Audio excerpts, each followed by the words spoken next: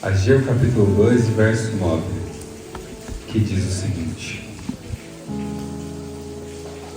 a glória desta última casa será maior do que a da primeira, diz o Senhor dos Exércitos, e neste lugar darei a paz, diz o Senhor dos Exércitos. Estamos diante de uma palavra que demonstra o profeta Ageu escrevendo as palavras que Deus havia transmitido para que pudesse exortar o povo. E Deus sempre se preocupava muito com a proximidade do povo com Ele, mas talvez nem sempre era a preocupação do povo, né? Deus se preocupava muito, Ele queria se manifestar ao povo, queria mostrar a sua glória, queria mostrar o seu poder, queria fazer sinais, prodígios e maravilhas, queria sempre estar próximo do povo, mas o povo muitas das vezes não queria estar próximo dele. Quando entramos nesse versículo, nós entendemos que havia um problema ali para ser resolvido. E esse problema é que a glória da primeira casa havia sido destruída, porque as pessoas abandonaram a primeira casa, e Deus fala que a glória da segunda casa seria maior do que a da primeira. Antes de entrarmos nesse mérito, se aprofundar nesse versículo, aqui já no comecinho do capítulo, Ageu tem apenas 2 capítulos, é bem pequenininho o livro, tem 2 capítulos, mas são capítulos muito ricos para nós. O povo falava, no primeiro capítulo aqui, o povo já costumava dizer: não é o tempo de construir a casa de Deus. Olha só para você ter ideia, o povo falava que não era tempo de construir a casa de Deus. Eles mesmos falaram que não era tempo. Eles colocavam o tempo deles, ou a vontade deles, acima da vontade de Deus. E nós sabemos muito bem que nós não podemos controlar nada na nossa vida. O pastor acabou de comentar, inclusive, um testemunho dele aqui, que Deus mostrou para ele de quem ele era dependente. E não era das finanças, não era do trabalho, não é do carro, não é dos bens que eu tenho que eu sou dependente. Mas Deus sempre demonstra para nós que nós somos dependentes de quem? Dele. Dependentes de Deus e da sua glória. Porque se nós dependêssemos somente de nós e achássemos que o nosso tempo é valioso, aquilo que eu penso, aquilo que eu programo é valioso, e esquecer do que Deus quer, a gente acaba se perdendo no nosso próprio tempo, e depois vai questionar quem? Questionar Deus porque não deu certo aquilo que nós estávamos planejando, porque nós queríamos fazer no nosso tempo. Então uma das coisas que o povo começou a falar e dizer entre eles que não era tempo de construir a casa de Deus. Mas só para você ter ideia, o perigo muito grande, porque a casa de Deus representava o quê? A manifestação da glória, onde era feito os sacrifícios, as apresentações, onde Deus se apresentava por meio dos sacerdotes. Os sacerdotes levavam até Deus a intercessão do povo, onde o povo era respondido por meio dos profetas que existiam naquela época. Então o povo não estava se preocupando com a proximidade com Deus. Eles estavam se preocupando simplesmente com aquilo que eles achavam que era vantajoso. Mas Deus estava preocupando como Ele poderia se manifestar ao povo. Mas o povo não queria. Eles achavam que o tempo deles era valioso. E nós sabemos muito bem que nós não temos capacidade humana de definir o que é bom ou ruim para nós. Nós simplesmente achamos que algo é bom, ou pensamos que algo é ruim, mas nós não temos a certeza disso. E muitas das vezes nós tentamos programar algo para o futuro e nos frustramos, porque aquilo que nós programamos não dá da forma que nós imaginamos. Porque se nós acharmos que aquilo que nós programamos é bom, e nós começarmos a mudar o pensamento e entender que o que Deus planeja e o que Deus faz é muito maior, a nossa mente começa a mudar, nós começamos a ser o quê? Dependentes da graça de Deus e da glória dele. E ser dependente de Deus não é você ficar parado sem fazer nada e esperar que as coisas caiam do céu. E muita gente acha que é assim: eu vou depender de Deus, eu vou deitar na rede aqui e vou começar, eu quero trabalhar para o meu Senhor deitado na rede. Não, a gente tem que estar em movimento. Em movimento. Uma certa feita eu tive a oportunidade de falar sobre o milagre que acontece em movimento. Quando a gente se movimenta.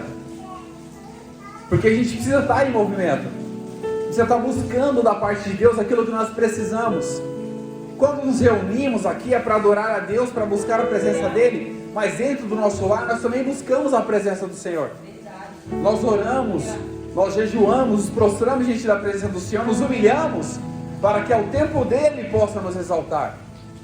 E o exaltar de Deus não é você passar por cima de ninguém, mas é por cima do seu próprio orgulho e entender de quem você é dependente.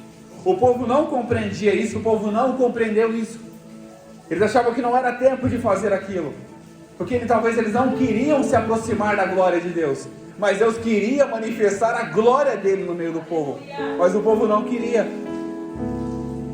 Então Deus responde a eles: mas se não é tempo de construir a minha casa, ou lugar em que eu habitarei, que na antiguidade nós sabemos muito bem que Deus se manifestava por meio de um templo, que existia o véu do templo que fechava ali, ficava ali o santo dos santos, onde era oferecido o sacrifício, onde o sacerdote se apresentava ali com o sacrifício, o sumo sacerdote se apresentava para poder levar as ofertas, as orações do povo, e as pessoas não queriam isso. E na antiguidade era a forma que Deus se manifestava. E Deus falou para aquele povo e disse o seguinte: mas é tempo de habitar nas vossas casas, enquanto a minha continua deserta, porque eles estavam desertos, abandonando a glória de Deus. E nós sabemos que quando nós abandonamos a glória de Deus, logo a nossa firme rocha, nós não teremos perto de nós. Logo os planejamentos futuros podem ser muito bem frustrados, porque nós não entregaremos a mão de Deus Todo-Poderoso, porque o povo não ia diante do sacerdote oferecer o seu sacrifício e pedir a intercessão do sacerdote para que Deus pudesse revelar a sua vontade. Eles não queriam fazer isso. E Deus olhou para ele e falou: mas como é que vocês estão habitando na sua casa, e eu quero manifestar a minha glória, e vocês não querem construir isso? Vocês não querem montar isso, preparar isso para que minha glória seja manifestada. E às vezes nós abandonamos muitas coisas e não preparamos o cenário para que a glória de Deus se manifeste. Nós preparamos tudo, esperamos ajuntar dinheiro na conta para comprar um terreno, para comprar uma casa, para comprar um carro, mas não nos preparamos para ser manifestado no meio nosso a glória de Deus, porque é o que Deus sempre, desde o começo, sempre quis fazer. E nós sabemos muito bem que muitos homens de Deus se preocuparam com a glória de Deus, não aquilo que eles possuíam.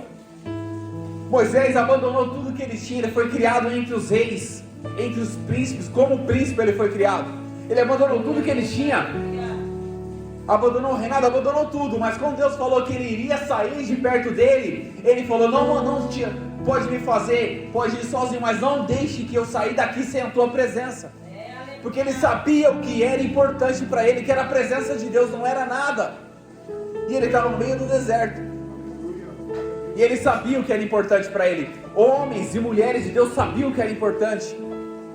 E quando nós entendemos que a presença de Deus é mais importante do que qualquer outra coisa, nós saberemos muito bem o nosso resultado será diante de Deus. Será a manifestação da glória, a força, o poder, a autoridade, a autonomia e a glória de Deus manifestada. E não é para a gente ser melhor do que alguém, ser mais bonito, falar línguas estranhas para agradar o coração de alguém, não. Porque quando nós falamos em língua, nós edificamos a nós mesmos. Mas é sempre para reconhecer que nós precisamos e dependemos da glória de Deus. Nós temos exemplos de outros homens de Deus que tiveram a oportunidade de saltar de alegria quando trouxeram a presença de Deus de volta para o ambiente. Porque qualquer ambiente não pode ser mudado e transformado sem a presença daquele que transforma e muda o ambiente. Nós podemos estar aqui reunidos todos os dias, mas se nós não chamarmos a glória de Deus, adorando a Ele, Espírito e verdade, nada disso vai mudar. Porque a mudança começa da forma que nós adoramos a Deus, da forma que nós glorificamos a Deus, da forma que nós nos humilhamos diante da presença do Senhor. Aí a mudança, a manifestação começa a ser diferente.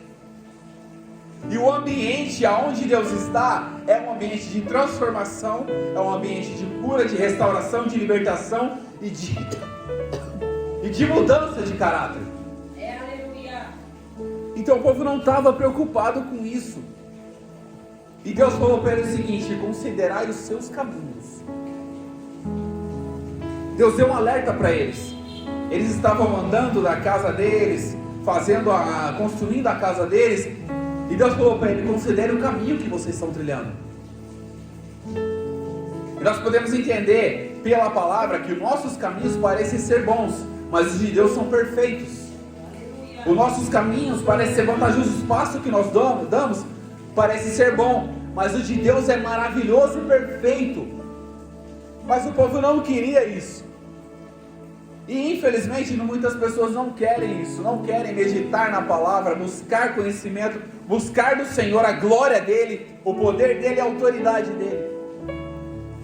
Eles querem simplesmente habitar, viver numa redoma de vidro, que as pessoas costumam dizer, né? Viver naquela redoma de vidro, e não querem a glória de Deus. É o que o povo não queria. Eles não queriam a glória de Deus. E nós observamos na Bíblia, quando a presença de Deus se fazia manifestadamente no meio do povo, a guerra era certa que eles iriam vencer. Nós vemos muito bem homens de guerra que antes de lutarem, chegarem na batalha, chegarem na guerra, eles oravam primeiramente a quem? A Deus, para que Deus desse o caminho, direcionamento, para que eles pudessem vencer ou não, se eles poderiam para a guerra ou não, se eles venceriam ou se não eram para eles lutarem. Davi mesmo foi um exemplo disso. Ele lutou tanto, foi lá, correu atrás, até que ele trouxe a arca da aliança, que é representada a presença de Deus por meio do povo. Ele ficou tão alegre, mas tão feliz, saltando de alegria, pulando de alegria, porque ele trouxe a presença de Deus no meio de novo. E que essa possa ser a nossa alegria todos os dias, saltar de alegria, pular de alegria, quando nós trouxemos a presença de Deus para dentro dos nossos corações, e a glória do Espírito se manifeste em nós. Que essa possa ser a nossa preocupação, que essa possa ser a nossa meditação, estar sempre na presença do Senhor, meditando na palavra do Senhor, buscando ao Senhor, e quando nós podemos achá-lo, buscar ao Senhor de todo o nosso coração, de todo o nosso entendimento.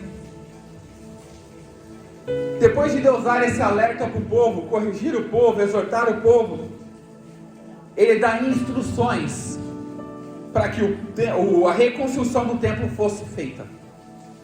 E com as instruções que Ele dá, para que eles pudessem subir aos montes e ir atrás de madeira, para que o templo voltasse a ser construído.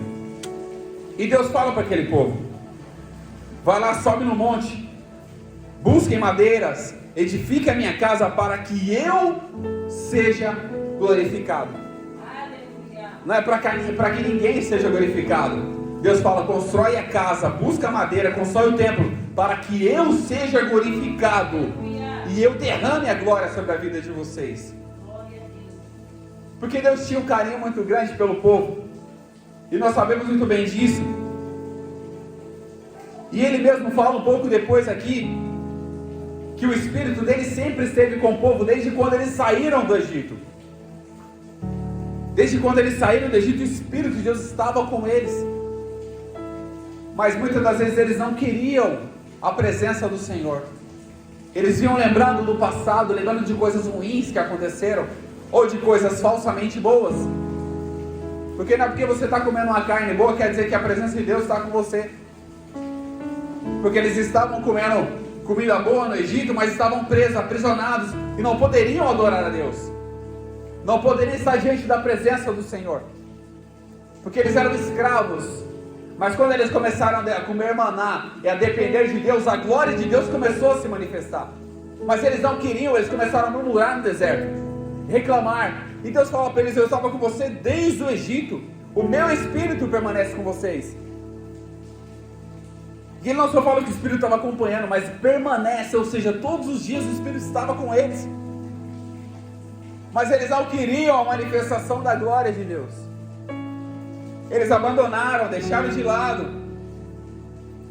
até que veio a correção por meio do profeta. E o que aconteceu? O temor recaiu sobre o povo e o governo. À época, Zorobabel era o governador. daquela província. Zorobabel era o governador. Quando veio a correção, o povo primeiro o quê? Temeu a Deus e reconheceu que eles precisavam da presença do Senhor mais do que qualquer outra coisa.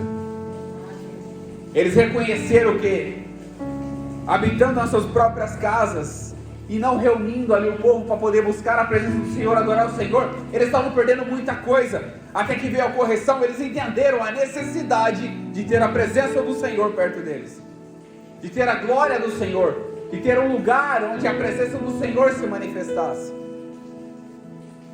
Até que veio o temor sobre a vida dele, sobre a vida de todos ali.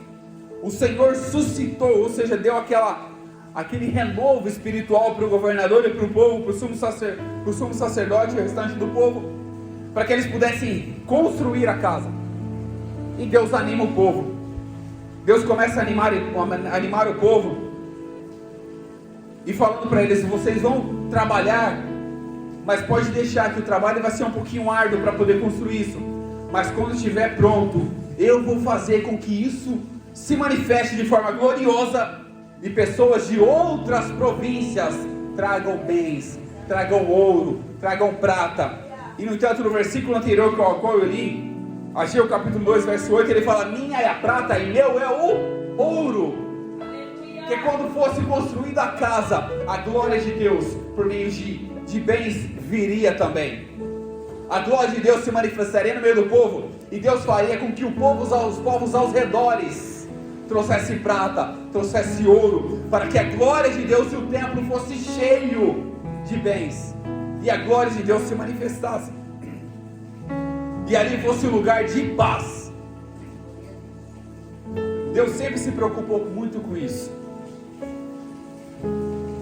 E ele fala que e a glória da segunda casa será maior do que da primeira.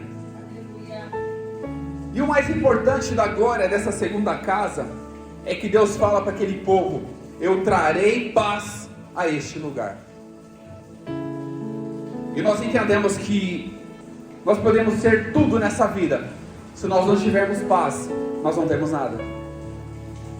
Nós podemos ter dinheiro, todo o dinheiro na nossa conta, podemos ter dinheiro para comprar países, se nós não tivermos a paz, dinheiro nenhum compra ela. E nós sabemos que essa paz, quem pode fornecer para nós é só Deus, é só o Espírito Santo, é só Jesus, e é só a glória dele ser manifestada em nossas vidas. E quando nós nos tornamos dependentes de Deus, nós entendemos que a paz dele é que pode nos sustentar, a paz dele que pode nos dar vitória, é a paz dele que pode trazer alegria, o conforto em meio às dificuldades, é a paz dele que pode reinar em nossa vida e fazer com que tudo isso possa ser diferente.